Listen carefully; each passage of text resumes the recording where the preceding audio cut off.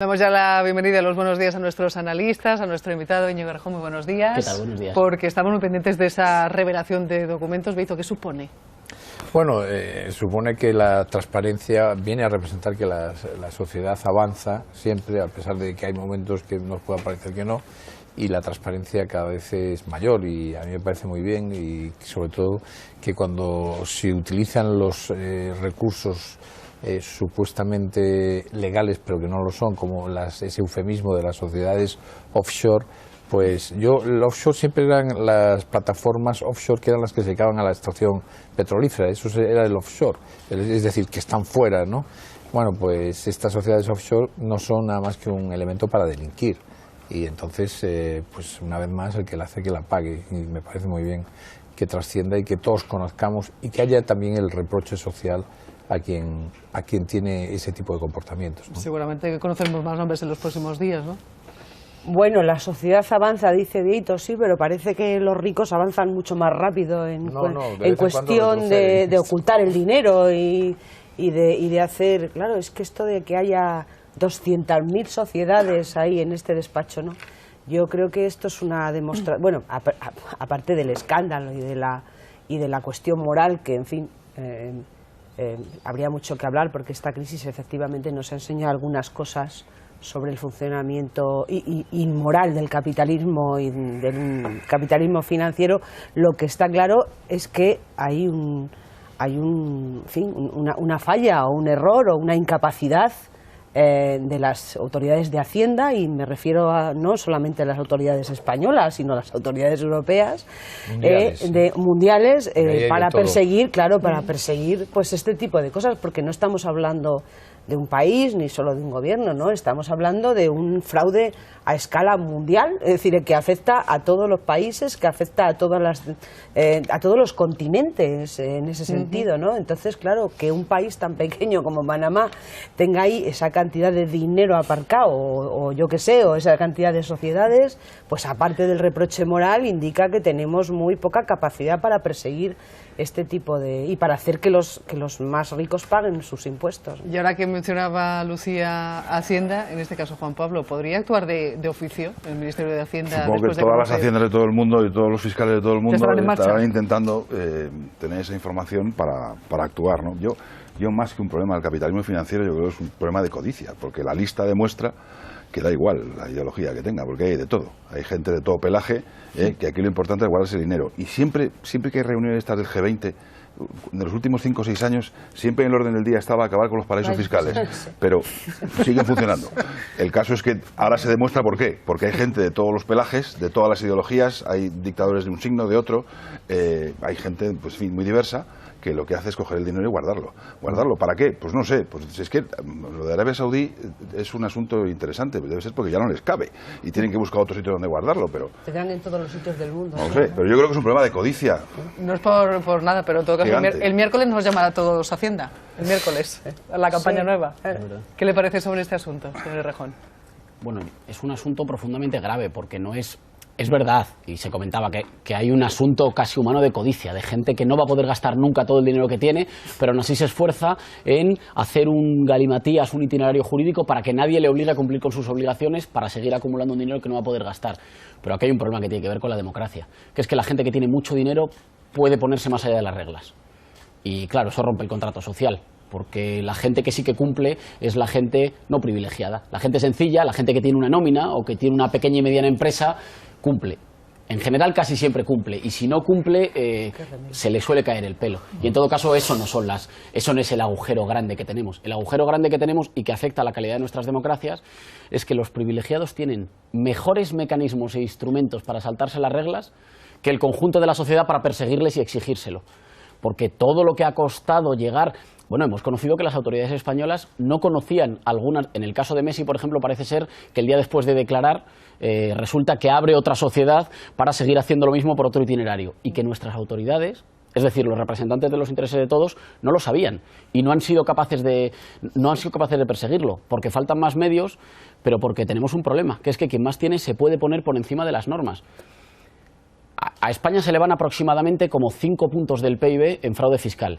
Y ojo que esto no es fraude, porque algunas de estas opciones son legales. Inmorales, pero son legales. Son legales, 5 puntos del déficit son 50.000 millones de euros al año. Bruselas, en un año muy duro, nos va a pedir, parece, según el coste más pesimista, 20.000 millones en recortes. Pero es que se nos van 50.000, es decir, más del doble, en que algunos de los que más tienen no contribuyan. Y claro, eso es un problema para nuestra democracia, que tiene como componente fundamental que las leyes tienen que ser iguales para todos y que tiene que haber recursos, digamos, para redistribuir y para incluir. Pero no los hay si se nos van por esos agujeros negros. Pues ese es uno de los asuntos que aparece y que recoge las portadas de la prensa de hoy. Echamos un vistazo a algunas de esas portadas y seguimos charlando con Íñigo Errejón. El País titula: líderes del PSOE advierten a IZ de que no ceda al independentismo. La Unión Europea empieza hoy la expulsión de refugiados sin medios ni criterios. Portada del Mundo: el PP podría gobernar con Ciudadanos ante el desplome de Podemos. Pilar de Borbón presidió 40 años una sociedad opaca. ABC: el desgobierno secesionista bloquea la gestión en Cataluña. La Generalitat rechaza la oferta del Estado para crear 500 plazas fijas en justicia. La Vanguardia: una filtración masiva destapa a una élite evasora. Máxima tensión por la devolución de refugiados a Turquía. El periódico: la Organización Mundial de la Salud alerta de que los deberes dañan la salud. Una filtración revela trampas fiscales de estadistas y famosos. Y por último, La Razón entrevista a Martínez Maillo. Rita Barberá declarará ante el instructor del PP. Pilar de Borbón, Almodóvar y Messi tenían sociedades opacas. Señor Errejón, estamos en ascuas. ¿Ya saben cuándo, dónde se van a reunir?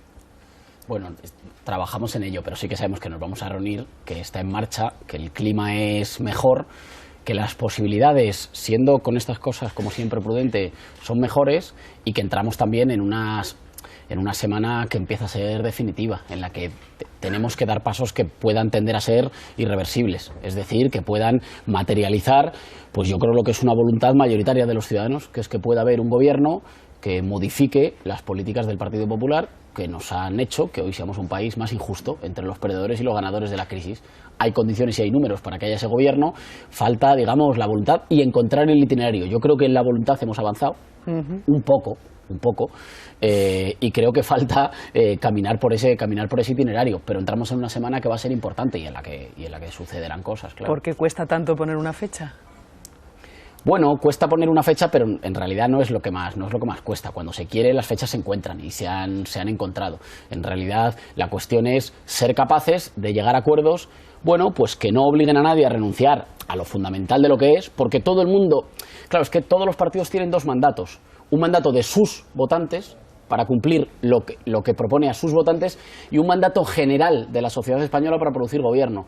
Y no siempre son fáciles de casar, pero nosotros creemos que las dos cosas pueden encontrarse, en nuestro caso y en el caso del Partido Socialista, en lo que hemos llamado un gobierno de inspiración valenciana, una coalición progresista. ¿Y a eso no se le podría añadir otro tercer patita al banco, que podría ser la visión interna de cada partido? Es decir, las encuestas a ustedes no le dan bien después de los últimos meses. ¿Eso puede provocar que ustedes opten por una abstención? Las encuestas en general a nosotros no suelen darnos muy bien. Nos dan mejor las urnas que las encuestas, normalmente. Y si fuera por las encuestas, digamos que seríamos un fenómeno político que ahora que no existiría, porque nos ha sucedido muchas veces y nos han vaticinado muchas veces el desplome. Habría que ver. Yo creo que ir a unas elecciones es malo. Sobre todo lo hemos dicho varias veces, porque es que nos pueden dar un resultado muy similar al que tenemos y volver a empezar otra vez el bucle. Y que por tanto no hace falta. Pero ese no es el elemento fundamental o el dato principal a partir del cual hacer como las apuestas o las iniciativas políticas. El dato fundamental es que podemos tener un gobierno de cambio, seguramente que no llegue tan lejos en las transformaciones como a nosotros nos gustaría, pero que comience a hacer transformaciones en un sentido pues de mayor regeneración democrática y justicia e inclusión social.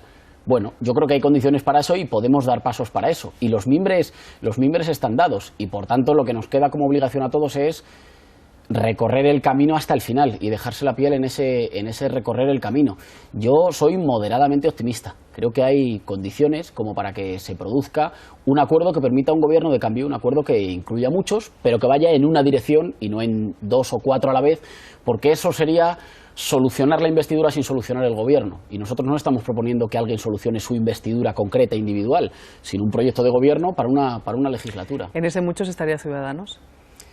Yo creo que con Ciudadanos nos podemos entender en muchas cuestiones, en cuestiones fundamentalmente, si quieres, del eje de regeneración democrática o de transformaciones institucionales. Claro, el problema es que vamos a una legislatura que está presidida en una forma muy importante por el otro eje, que es el eje, digamos, de las políticas sociales y económicas, porque no solo tenemos un país en el que las instituciones funcionan con algunas dificultades u opacidades, sino que al mismo tiempo tenemos un país en el que se ha agrandado dramáticamente la brecha entre los españoles ganadores y perdedores de la crisis, o entre la mayoría social que se ha apretado el cinturón y unos pocos que no se lo aprietan. Creo que si en la primera, en las cuestiones de regeneración democrática, nos podemos entender con Ciudadanos, en una reforma del sistema electoral, en la modificación de nuestras instituciones, en una reforma del Poder Judicial. Creo que la segunda pata es más difícil entenderse, la pata, digamos, de las políticas sociales y económicas. Pero a lo mejor no todos tenemos que estar de acuerdo en todo. Nos podemos entender en general en un proyecto de avance y luego en el Parlamento irnos entendiendo en cosas diferentes. Yo en todo caso creo que Ciudadanos, a un gobierno de posibilidad de justicia social y de regeneración democrática, que es el que nosotros entendemos, decimos a la valenciana, digamos, con el que formaríamos nosotros con el Partido Socialista y socios menores, Ciudadanos le podría dar una oportunidad, y nosotros estamos dispuestos a hablarlo y estamos dispuestos a hablar de la posibilidad de un acuerdo que permita el nacimiento de ese gobierno. Nunca se ha hablado tanto del silencio de un político como el de usted en los últimos días. ¿Cómo anda, porque hablo mucho. ¿Cómo anda usted de disgustado a día de hoy con Pablo Iglesias? Nunca ha sido una cuestión de disgusto. Creo que nosotros hemos hecho un ejercicio de honestidad que no es muy común en la política, que es afirmar cuando estamos profundamente de acuerdo, y estamos profundamente de acuerdo en la ruta a seguir, en el horizonte y en el proyecto compartido, y afirmar también cuando hay diferencias, y afirmarlas de forma sana, en el sentido de forma pública y abierta. A veces hay diferencias y por encima de todo eso está una lealtad a un proyecto que es mucho más grande que ninguno de nosotros y que ha abierto una posibilidad histórica de cambio político en España.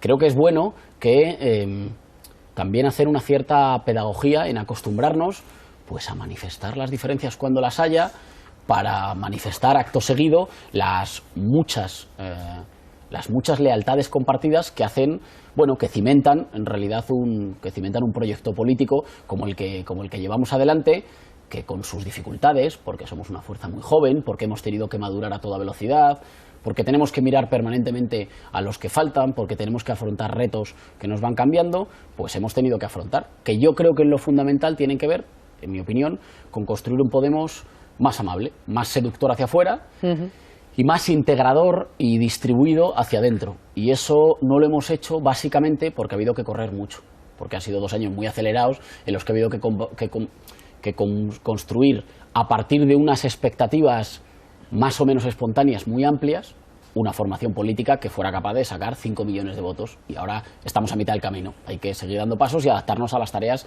que van a venir cuando el ciclo se sosegue. Pero siempre que digo cuando el ciclo se sosegue, me temo que esto en algún momento no sucede y vivamos siempre en esta especie de bucle permanente de aceleración, ¿no? Pero en algún momento se dará y habrá que afrontar para las nuevas tareas pues un nuevo modelo. Para quien nos esté viendo, escuchando en este caso, ¿cuál es la diferencia, usted que lo vive desde dentro, entre lo que se llaman los errejonistas y los pablistas? No, yo no creo que tengamos que hablar en esos términos. Pero sabe que se habla. Bueno, es verdad que se habla, pero yo creo que no tenemos que hablar en esos términos. Hay una lealtad y un proyecto compartido, que es construir una mayoría popular nueva, con gente que viene de sitios muy diferentes, para hacer que las instituciones sean un poquito más justas y estén al servicio de la mayoría. Ese es el proyecto que define Podemos y esa es la línea fundamental que construye solidaridades compartidas. Eso es lo que cimenta un proyecto compartido, al margen de que, evidentemente, como no todos los compañeros y los miembros de Podemos salimos de una factoría de miembros de Podemos, pues claro que tenemos diferentes formas de decir las cosas a veces, o que tenemos a veces diferencias en cosas concretas, pero lo fundamental es esa lealtad compartida, que es la que permite seguir mirando hacia adelante. Insisto en ese mirar hacia adelante porque me parece fundamental. porque una buena parte de la gente que ha puesto expectativas en nosotros no las ha puesto para que nos miremos hacia adentro, para que nos miremos el ombligo, las ha puesto para que miremos hacia adelante y para que miremos un poquito más allá. Por eso aludía yo a la cuestión de la maduración, pero también a la de la elevación de miras, a la de la capacidad de mirar un poquito más allá a las cosas para las que una parte de nuestra gente nos está esperando. Vito. Sí, buenos días, señor Errejón. Vamos a ver, decía usted que Ciudadanos les podía dar una oportunidad a ese gobierno de progreso entre el Partido Socialista y Podemos, pero hay una cuestión fundamental que tanto para Ciudadanos como para el Partido Socialista, como probablemente para la inmensa mayoría de la sociedad española, que no para Podemos, es la cuestión de los referéndum de autodeterminación en los territorios que tienen esa sensibilidad, en concreto Cataluña, vamos. Eso se orillaría, se apartaría, lo han apartado ustedes de sus prioridades, porque de lo contrario parece que no habría acuerdo ni con el PSOE ni con Ciudadanos. La cuestión del referéndum que nosotros hemos planteado para Cataluña, porque entendemos que solo en Cataluña se da una sensibilidad mayoritaria al respecto, lo hemos planteado como una manera de solucionar una diferencia o un problema político, que es el problema político, digamos, sobre el modelo de encaje territorial de Cataluña en España. Lo planteamos como una fuerza que quiere construir unidad en España y que le parece que la mejor forma para hacerlo es el camino de preguntar, en una manera similar a como Cameron preguntó en Escocia. Nos parece que es un camino que puede tener sentido, que es darle una solución política, no solo judicial o no judicial, a un problema político, que es un problema de cómo estructurar la convivencia. Ese es el objetivo. Nosotros, por supuesto, faltaría más, aceptamos que puedan no compartirse los medios y que haya quien nos diga, yo no creo que por esa vía se construya un mejor proyecto compartido, un mejor encaje entre diferentes territorios o naciones en España. Lo compartimos, pero esa es nuestra propuesta. Estamos dispuestos a sentarnos con cualquiera para contrastar propuestas y decir, bueno, ¿cuál es su propuesta para que consigamos un mejor encaje de Cataluña en España, si así en nuestro caso, claro, si así lo deciden mayoritariamente los catalanes, como yo creo que así lo decidirían? Y por tanto estamos dispuestos a discutir de esa propuesta. Nunca, ninguna de nuestras propuestas ha sido un tótem al que solo alabar o derribar. Ha sido una propuesta. Si hay otras fuerzas políticas que compartiendo, y estoy convencido que comparten el mismo objetivo, tienen otra vía de llegar a ese objetivo, digamos otro itinerario, bueno, pues nos sentamos y lo discutimos. Tengo la sensación... Pero es la línea roja, la línea roja, es decir, acepto toda la explicación que me acaba de dar, pero la línea roja es, si llevan la convocatoria de un referéndum, no lo vamos a apoyar, y Podemos dice... el referéndum es cuestión sine qua non para llegar a un pacto. Podemos dice el referéndum nos parece la mejor opción. Tengo la sensación de que a veces en España utilizamos el comodín de Cataluña para no afrontar cuestiones nuclearmente españolas. Es decir, creo que hay a quien, no sé si por presiones, por falta de voluntad o por dificultades, la posibilidad de un gobierno de cambio y de un gobierno progresista le ha generado, bueno, pues algunas zozobras. Y Cataluña ha sido un buen comodín a mano. Pero creo que tenemos que ser muy claros en esto. Podemos, que es una fuerza política española, que reconoce que España es un país diverso, pero que es una fuerza política española, nunca ha acudido a ningún proceso para construir un gobierno de cambio, poniendo como primera cuestión y como cuestión única de la que hay que discutir la cuestión territorial. Yo creo que en España tenemos una crisis de modelo territorial. Sí. Pero creo que junto a la crisis de modelo territorial tenemos una crisis institucional y, la más importante, tenemos una crisis social. Y por tanto siempre ha sido lo primero que hemos puesto encima de la mesa. Y antes a veces de discutirlo ha habido quien, creo que de forma irresponsable, ha utilizado Cataluña para no tener que discutir de las anteriores. Y nosotros no tenemos ningún problema en discutir y somos extraordinariamente francos. Creo que hay una crisis de modelo territorial, creo que hay que avanzar hacia un Estado plurinacional que reconozca la diversidad y que con eso construya unidad, que es nuestro modelo. ¿Que hay alguien para el cual no lo es? Bueno, pues discutámoslo. Creo que en todo caso el inmovilismo, no moverse en el plano territorial, ha sido un desastre, porque los que han sido partidarios de no mover nada en el plano territorial, digamos la doctrina Rajoy en el plano territorial, lo que ha hecho es que hoy Cataluña y España estén muchísimo más lejos de lo que estaban al inicio de la anterior legislatura. Lucía. Sí, buenos días, señor Errejón. Su silencio, su desencuentro, su distanciamiento del señor Iglesias, del líder de su partido, ha tenido consecuencias políticas, le digo, ¿no? Ha tenido la consecuencia de que el Partido Socialista ha establecido una especie de división en Podemos, según la cual usted es el bueno y Pablo Iglesias es el malo. Yo quería, en fin, que usted me dijera cómo se encuentra en esa división, si realmente usted es más partidario de pactar con el PSOE que el señor Iglesias, y en segundo lugar me gustaría también que me dijera que me contestará una pregunta de fondo. Están ustedes negociando un gobierno que va a ser presidido por el señor Sánchez. Me gustaría saber si ustedes creen que si a ustedes el señor Sánchez les da suficientes garantías como presidente de un futuro gobierno. Gracias por las dos preguntas. Con respecto a la primera, hay relatos o etiquetas que se distribuyen muy fácilmente, el bueno, el feo y el malo, y que parece que existen siempre y que alguien las tiene que ocupar. Oye, están ahí, alguien las tendrá que ocupar.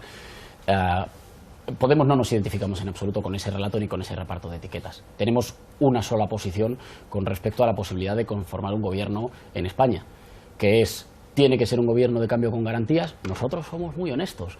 Una muy buena parte de nosotros, de nuestro nacimiento, incluso como fuerza política, es una sana desconfianza democrática hacia los partidos tradicionales. Y lo digo con toda la honestidad. La creencia de que normalmente la cabra tira al monte y que normalmente los partidos tradicionales suelen hacer aquello que llevan haciendo en las últimas décadas y por tanto que no vamos a acordar nada, primero, para lo que no tengamos garantías y segundo, que no apruebe el conjunto de nuestros inscritos y que eso habrá que someterlo a la gente que ve en Podemos una herramienta útil. Ese relato no se compadece con la realidad, pero además puede llevar a malos análisis. Si alguien cifra en su posibilidad de sacar un gobierno, no la capacidad de acuerdo y de tender puentes, sino de encontrar diferencias, cómplices o fisuras, no va a haber gobierno. Pero hay una posibilidad de que haya gobierno, no lo quiero decir en negativo, lo digo mejor, lo digo en positivo. Hay posibilidad de haber gobierno, pero no tiene que ver con las fisuras, tiene que ver con que estamos dispuestos a llegar a un acuerdo siempre que haya garantías. Y ahí yo no conozco individualmente al señor Sánchez. Y en democracia es mejor fiarse, yo creo, digamos, de las garantías o de las normas que solo de las personas. Yo no sé cuántas garantías ofrece como persona. Me imagino que tendrá una voluntad sincera de ser presidente y que querrá ser presidente, que habrá empezado a caer por su propio peso la idea de que solo se puede ser presidente de un gobierno de coalición y de cambio, no solo para sacar a Rajoy, sino también a sus políticas. Pero la mejor manera, la única manera, diría, de fiarse es que haya garantías de ello. Garantías para nosotros es el acuerdo programático y que el gobierno sea de coalición. Al PSOE le han votado 5.300.000 personas, a nosotros 5 millones, le corresponde presidir al Partido Socialista y nos corresponde acompañar ese gobierno haciéndonos corresponsables de las propuestas. Buenos días. ¿Qué tal? Hola, Juan Pablo. ¿Dónde estabas? Estaba aquí, escuchando al señor Rejón con mucha atención. La encuesta hoy del Mundo, encuesta del País, encuestas de ABC recientes, viene el CIS, dice usted que las encuestas les dan peor siempre que las elecciones, pero la gente, según esas encuestas, percibe que hay distanciamiento, que hay estrategias distintas dentro de Podemos, que hay lucha por el poder. Para reconstruir y tapar esas grietas, usted ha dicho textualmente aquí hace unos minutos, Podemos tiene que ser más amable hacia afuera. ¿Es más amable el nuevo secretario de organización de la tendencia izquierda anticapitalista que el que tenía usted de confianza, señor Pascual? ¿Eso es un ejemplo de amabilidad? ¿Eso es lo que cree usted que hace que Podemos sea más amable, que usted pierda influencia en el partido y lo tenga izquierda anticapitalista? Y dos, durante Semana Santa usted estuvo negociando con el PSOE la reunión de Pablo Iglesias con Pedro Sánchez. Y si usted ha participado en esa negociación de la preparación de esa reunión. Empiezo por esta segunda, que es más sencilla. En Semana Santa no se produjeron contactos y ha habido llamadas previas para preparar la reunión entre Pedro Sánchez y Pablo Iglesias. Es obvio que esa no se preparó sola y que ha habido llamadas y contactos previos para organizarlas, en los cuales yo formé parte. Y que ¿Usted participó? Claro, y yo he participado, digamos, de esos contactos y de esas conversaciones para que se produjera ese encuentro. Con respecto a la siguiente, esto lo tendría que responder Pablo Echenique, pero Pablo Echenique no pertenece a ese, digamos, colectivo o a esa agrupación que usted mencionaba, y creo, o yo por lo menos he intentado poner esfuerzo en estos días en desnominalizar la discusión política sobre el modelo organizativo de Podemos. Es decir, que no es una cuestión de nombres propios. Yo creo que Pablo Echenique reúne dos condiciones esenciales.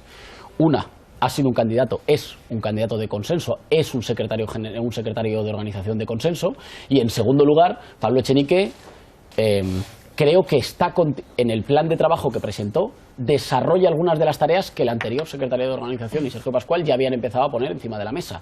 La mayor federalización de Podemos y, por tanto, presencia de territorios, un mayor peso hacia el que yo creo que hay que avanzar de los círculos y de los municipios, en fin, asumir que ya no somos, digamos, un aluvión, una embarcación muy rápida para correr mucho, sino que empezamos a ser una formación política con más presencia en los territorios, más distribuida, más compleja y que necesita de más mecanismos, digamos, seguramente más sosegados de integración y de coordinación. Yo creo que eso ya estaba encima de la mesa. Creo que este secretario de Organización lo va a seguir desarrollando, que asume que esas son las tareas, pero que también asume una cosa que estamos todos de acuerdo, que es que ahora la prioridad es la conformación de un gobierno y que esa discusión y esa adaptación de un nuevo modelo tendrá que ir cuando el ciclo político se sosegue, cuando entremos en un tiempo político más pausado que en algún momento, no me cabe duda, tendrá que llegar. Eso para mí no es una discusión de nombres, sino que es una discusión de qué tareas. Hicimos bien en adoptar un modelo concreto para llegar a las elecciones generales en condiciones de haber convertido una ilusión más o menos difusa en una fuerza política que representa el 21% de los españoles que votaron. Y ahora haremos bien en ir adaptando ese modelo organizativo a una formación que tenga más capacidad de escucha y más capacidad de inserción en el territorio. Pero yo insisto que me parece más una discusión de tareas que una discusión exclusivamente de personas, al margen de que Echenique creo que es una persona muy capacitada para hacerlo bien, pero que eso para mí es la valoración secundaria. La principal, en mi opinión, es una valoración de modelos o de tareas que hay que encarar. Pero cierro con una cosa, que hay que encarar no por una voluntad de mirarse hacia adentro, que hay que encarar porque estamos a la mitad del camino. Digamos, 5 millones de votantes es un resultado muy meritorio, pero eso no basta para transformar España y hacerlo un país más justo y más incluyente. Falta mucha gente por seducir que todavía o no confía en nadie o sigue confiando en los partidos tradicionales y está en su pleno derecho, pero eso significa que hemos hecho la mitad de la tarea. Queda la mitad porque quedan muchos, porque lo importante de Podemos es que siga mirando todavía a los que faltan. A nosotros también nos queda tarea para analizar, hablar de encuestas, de pactos, de reuniones, pero en todo caso me gustaría una breve valoración suya del dato del paro de hoy, que ha descendido en esos 58.000 personas, paro registrado del mes de marzo. Quería saber su valoración. Bueno, con todas las cautelas estamos saliendo de la Semana Santa y cada vez que salimos de un periodo vacacional incrementa un poco el número de contratos y luego justo al mes o a los 2 meses después lo vemos decaer porque son contratos basura o son contratos de temporada. Está bien y obviamente me alegro por aquellas personas que hayan podido encontrar trabajo. Creo que el tipo de modelo de empleo que necesitamos es un modelo de empleo que permita sostener el consumo, es decir, que le permita a la gente satisfacer sus necesidades, tener salarios más elevados con poder de compra para poder comprar más y por tanto activar la economía. Lo contrario es una cuestión de tener un país de temporada que abre la ventanilla en verano, en Semana Santa y en Navidad y la cierra durante el resto de los meses. Íñigo Errejón, gracias por desayunar esta mañana con nosotros. Bueno, muchas gracias. Discutámoslo. Creo que en todo caso el inmovilismo, no moverse en el plano territorial, ha sido un desastre, porque los que han sido partidarios de no mover nada en el plano territorial, digamos, la doctrina Rajoy en el plano territorial, lo que ha hecho es que hoy Cataluña y España estén muchísimo más lejos de lo que estaban al inicio de la anterior legislatura. Lucía. Sí, buenos días, señor Errejón. Su silencio, su desencuentro, su distanciamiento del señor Iglesias, del líder de su partido, ha tenido consecuencias políticas, le digo, ¿no? Ha tenido la consecuencia de que el Partido Socialista ha establecido una especie de división en Podemos, según la cual usted es el bueno y Pablo Iglesias es el malo. Yo quería, en fin, que usted me dijera cómo se encuentra en esa división, si realmente usted es más partidario de pactar con el PSOE que el señor Iglesias, y en segundo lugar me gustaría también que me dijera que me contestará una pregunta de fondo. Están ustedes negociando un gobierno que va a ser presidido por el señor Sánchez. Me gustaría saber si ustedes creen que si a ustedes el señor Sánchez les da suficientes garantías como presidente de un futuro gobierno. Gracias por las dos preguntas. Con respecto a la primera, hay relatos o etiquetas que se distribuyen muy fácilmente, el bueno, el feo y el malo, y que parece que existen siempre y que alguien las tiene que ocupar. Oye, están ahí, alguien las tendrá que ocupar. Podemos no nos identificamos en absoluto con ese relato ni con ese reparto de etiquetas. Tenemos una sola posición con respecto a la posibilidad de conformar un gobierno en España, que es, tiene que ser un gobierno de cambio con garantías. Nosotros somos muy honestos. Una muy buena parte de nosotros, de nuestro nacimiento, incluso como fuerza política, es una sana desconfianza democrática hacia los partidos tradicionales. y lo digo con toda la honestidad, la creencia de que normalmente la cabra tira al monte y que normalmente los partidos tradicionales suelen hacer aquello que llevan haciendo en las últimas décadas y por tanto que no vamos a acordar nada, primero, para lo que no tengamos garantías y segundo, que no apruebe el conjunto de nuestros inscritos y que eso habrá que someterlo a la gente que ve en Podemos una herramienta útil. Ese relato no se compadece con la realidad, pero además puede llevar a malos análisis. Si alguien cifra en su posibilidad de sacar un gobierno, no la capacidad de acuerdo y de tender puentes, sino de encontrar diferencias, cómplices o fisuras, no va a haber gobierno. Pero hay una posibilidad de que haya gobierno, no lo quiero decir en negativo, lo digo mejor, lo digo en positivo. Hay posibilidades de haber gobierno, pero no tiene que ver con las fisuras, tiene que ver con que estamos dispuestos a llegar a un acuerdo siempre que haya garantías. Y ahí yo no conozco individualmente al señor Sánchez. Y en democracia es mejor fiarse, yo creo, digamos, de las garantías o de las normas que solo de las personas. Yo no sé cuántas garantías ofrece como persona. Me imagino que tendrá una voluntad sincera de ser presidente y que querrá ser presidente, que habrá empezado a caer por su propio peso la idea de que solo se puede ser presidente de un gobierno de coalición y de cambio, no solo para sacar a Rajoy, sino también a sus políticas. Pero la mejor manera, la única manera, diría, de fiarse es que haya garantías de ello. Garantías para nosotros es el acuerdo programático y que el gobierno sea de coalición. Al PSOE le han votado 5.300.000 personas, a nosotros 5 millones, le corresponde presidir al Partido Socialista y nos corresponde acompañar ese gobierno haciéndonos corresponsables de las propuestas. Buenos días. ¿Qué tal? Hola, Juan Pablo. ¿Dónde estabas? Estaba aquí, escuchando al señor Rejón con mucha atención. La encuesta hoy del Mundo, encuesta del País, encuestas de a veces recientes, viene el CIS, dice usted que las encuestas les dan peor siempre que las elecciones, pero la gente, según esas encuestas, percibe que hay distanciamiento, que hay estrategias distintas dentro de Podemos, que hay lucha por el poder. Para reconstruir y tapar esas grietas, usted ha dicho textualmente aquí hace unos minutos, Podemos tiene que ser más amable hacia afuera. ¿Es más amable el nuevo secretario de organización de la tendencia izquierda anticapitalista que el que tenía usted de confianza, señor Pascual? ¿Eso es un ejemplo de amabilidad? ¿Eso es lo que cree usted que hace que Podemos sea más amable, que usted pierda influencia en el partido y lo tenga izquierda anticapitalista? Y dos, durante Semana Santa usted estuvo negociando con el PSOE la reunión de Pablo Iglesias con Pedro Sánchez. Y si usted ha participado en esa negociación de la preparación de esa reunión.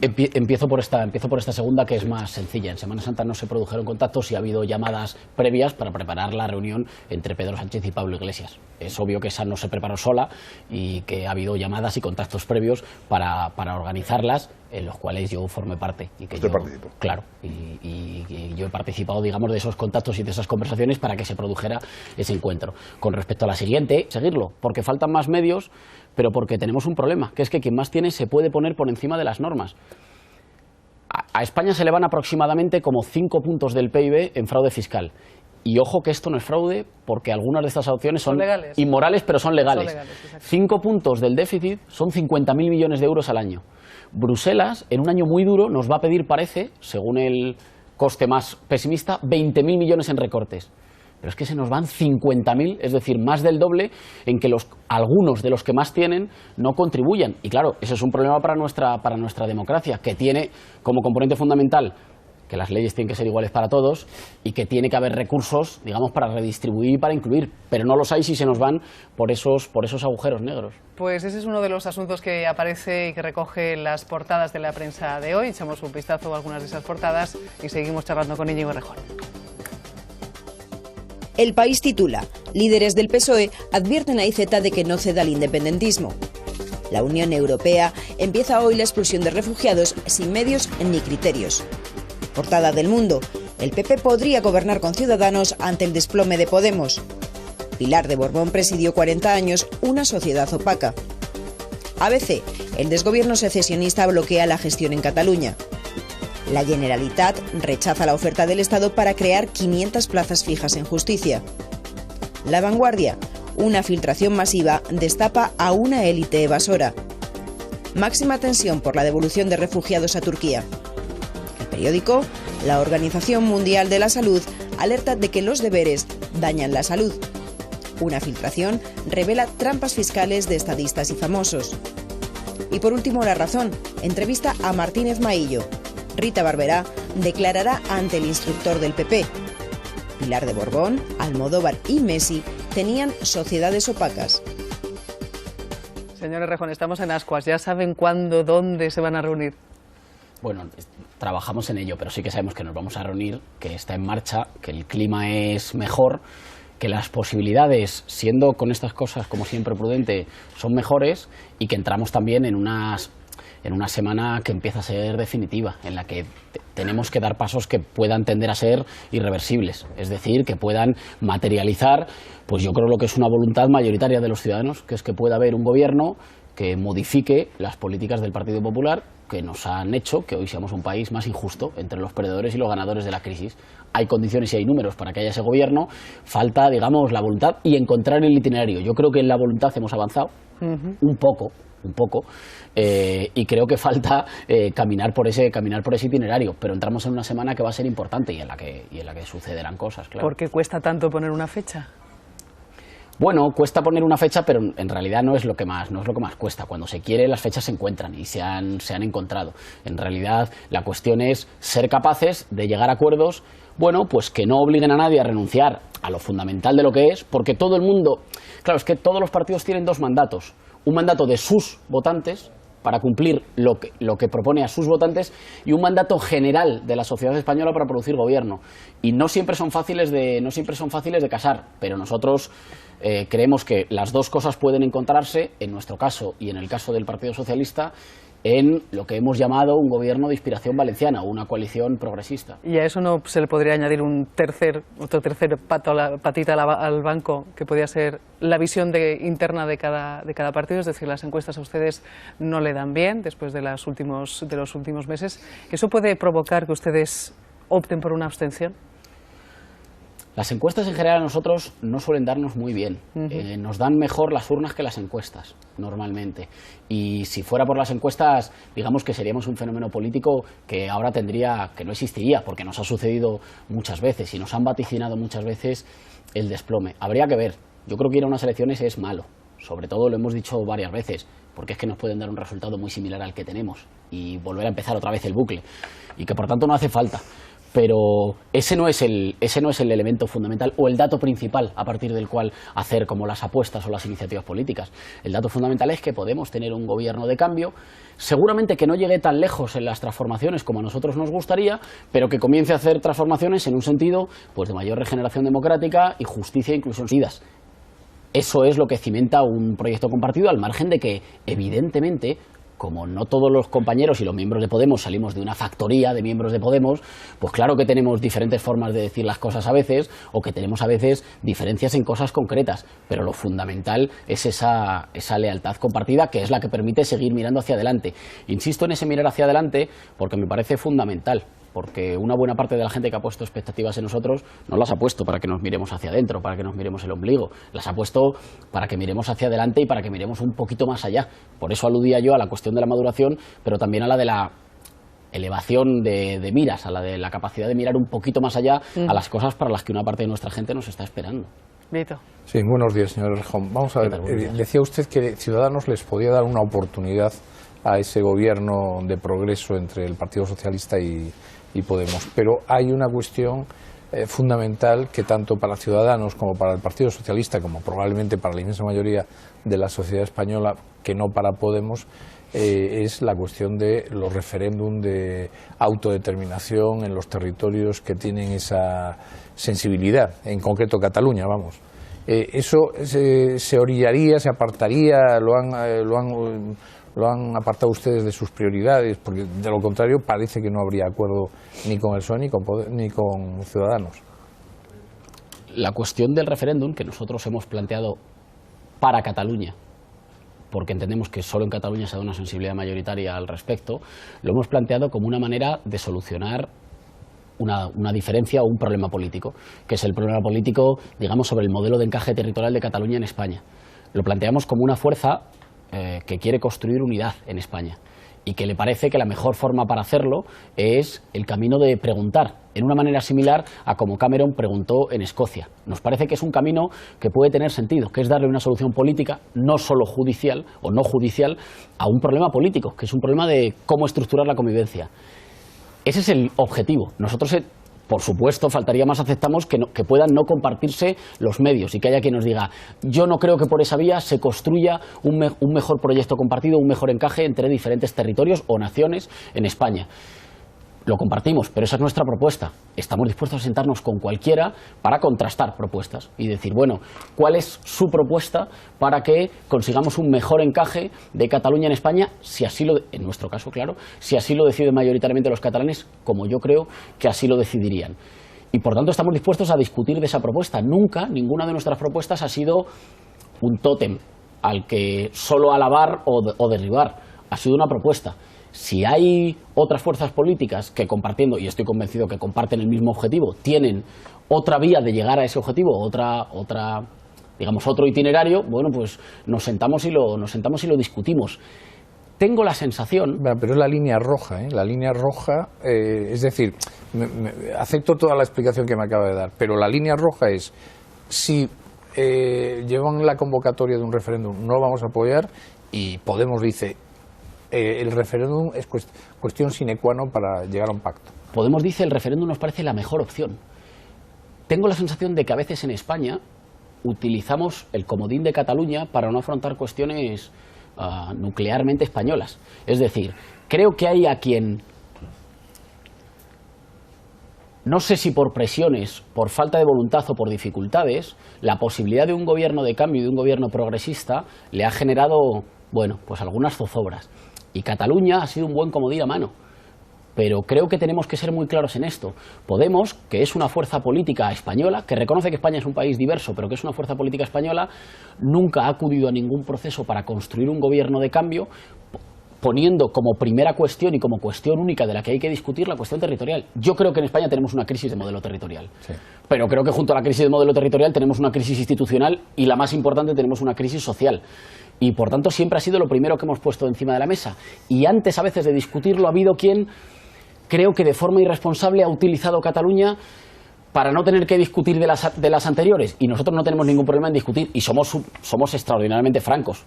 Creo que hay una crisis de modelo territorial, creo que hay que avanzar hacia un Estado plurinacional que reconozca la diversidad y que con eso construya unidad, que es nuestro modelo. ¿Que hay alguien para el cual no lo es? Bueno, pues social. Bueno, yo creo que hay condiciones para eso y podemos dar pasos para eso. Y los mimbres están dados y, por tanto, lo que nos queda como obligación a todos es recorrer el camino hasta el final y dejarse la piel en ese recorrer el camino.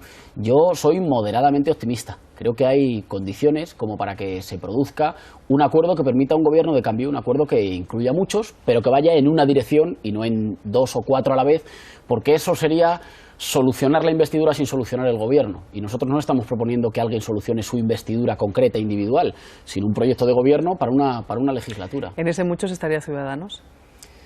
Yo creo que con Ciudadanos nos podemos entender en muchas cuestiones. En cuestiones fundamentalmente, si quieres, del eje de regeneración democrática o de transformaciones institucionales. Claro, el problema es que vamos a una legislatura que está presidida en una forma muy importante por el otro eje, que es el eje, digamos, de las políticas sociales y económicas, porque no solo tenemos un país en el que las instituciones funcionan con algunas dificultades u opacidades, sino que al mismo tiempo tenemos un país en el que se ha agrandado dramáticamente la brecha entre los españoles ganadores y perdedores de la crisis, o entre la mayoría social que se ha apretado el cinturón y unos pocos que no se lo aprietan. Creo que si en la primera, en las cuestiones de regeneración democrática, nos podemos entender con Ciudadanos, en una reforma del sistema electoral, en la modificación de nuestras instituciones, en una reforma del Poder Judicial. Creo que la segunda pata es más difícil entenderse, la pata, digamos, de las políticas sociales y económicas.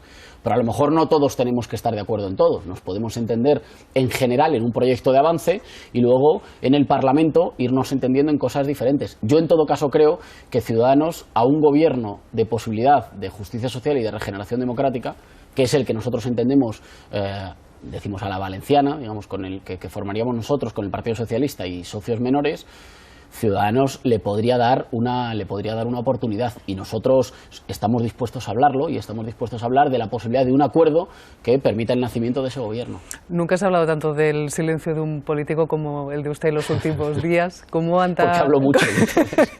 ¿Cómo anda usted de disgustado a día de hoy con Pablo Iglesias?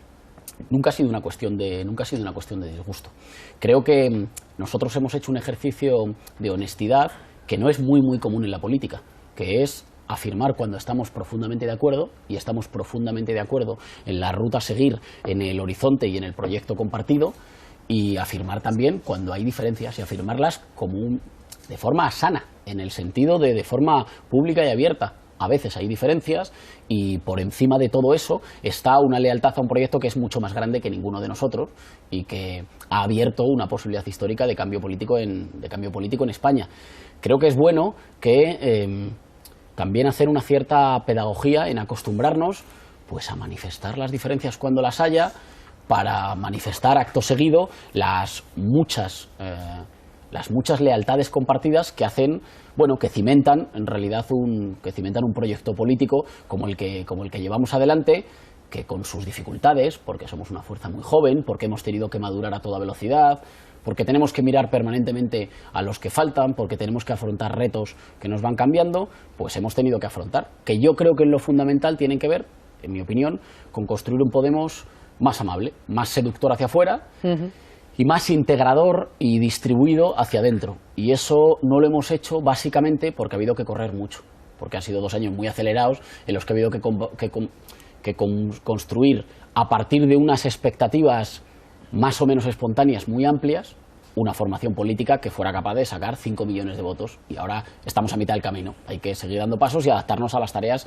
que van a venir cuando el ciclo se sosegue. Pero siempre que digo cuando el ciclo se sosegue, me temo que esto en algún momento no sucede y vivamos siempre en esta especie de bucle permanente de aceleración, ¿no? Pero en algún momento se dará y habrá que afrontar para las nuevas tareas pues un nuevo modelo. Para quien nos esté viendo, escuchando en este caso, ¿cuál es la diferencia, usted que lo vive desde dentro, entre lo que se llaman los errejonistas y los pablistas? No, yo no creo que tengamos que hablar en esos términos. Pero sabe que se habla. Bueno, es verdad que se habla, pero yo creo que no tenemos que hablar en esos términos. Hay una lealtad hacia un proyecto compartido, que es construir una mayoría popular nueva, con gente que viene de sitios muy diferentes, para hacer que las instituciones sean un poquito más justas y estén al servicio de la mayoría.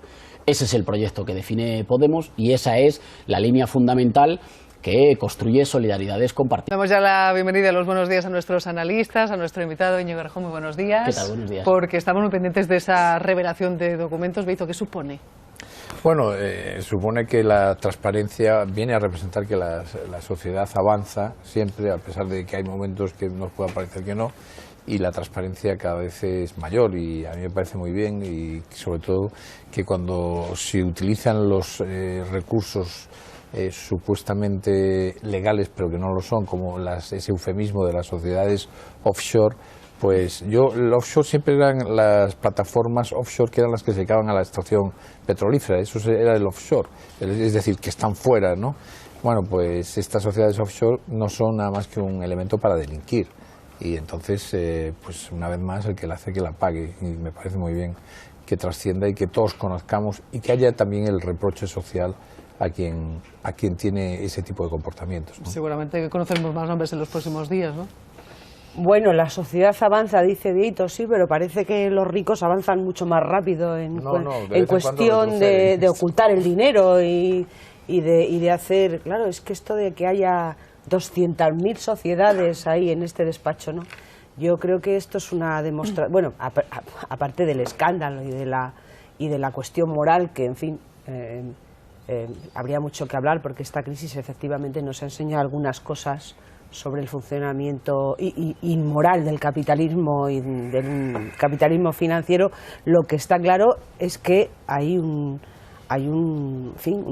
falla o un error o una incapacidad de las autoridades de Hacienda, y me refiero no solamente a las autoridades españolas, sino a las autoridades europeas, mundiales, para perseguir, pues este tipo de cosas, porque no estamos hablando de un país ni solo de un gobierno, ¿no? Estamos hablando de un fraude a escala mundial, es decir, que afecta a todos los países, que afecta a todos los continentes en ese sentido, ¿no? Entonces, claro, que un país tan pequeño como Panamá tenga ahí esa cantidad de dinero aparcado o yo qué sé, o esa cantidad de sociedades, pues aparte del reproche moral, indica que tenemos muy poca capacidad para perseguir este tipo de... y para hacer que los más ricos paguen sus impuestos. Y ahora que mencionaba Lucía Hacienda, en este caso Juan Pablo, ¿podría actuar de oficio el Ministerio de Hacienda? Supongo que todas las haciendas de todo el mundo y todos los fiscales de todo el mundo estarán intentando tener esa información para actuar, ¿no?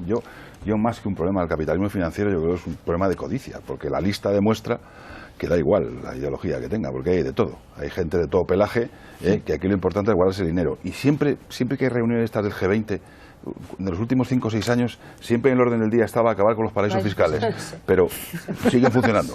El caso es que ahora se demuestra por qué, porque hay gente de todos los pelajes, de todas las ideologías, hay dictadores de un signo, de otro, hay gente pues, en fin, muy diversa, que lo que hace es coger el dinero y guardarlo. ¿Guardarlo para qué? Pues no sé, pues es que lo de Arabia Saudí es un asunto interesante, debe ser porque ya no les cabe y tienen que buscar otro sitio donde guardarlo, pero... Te dan en todos los sitios del mundo. No sé, pero yo creo que es un problema de codicia.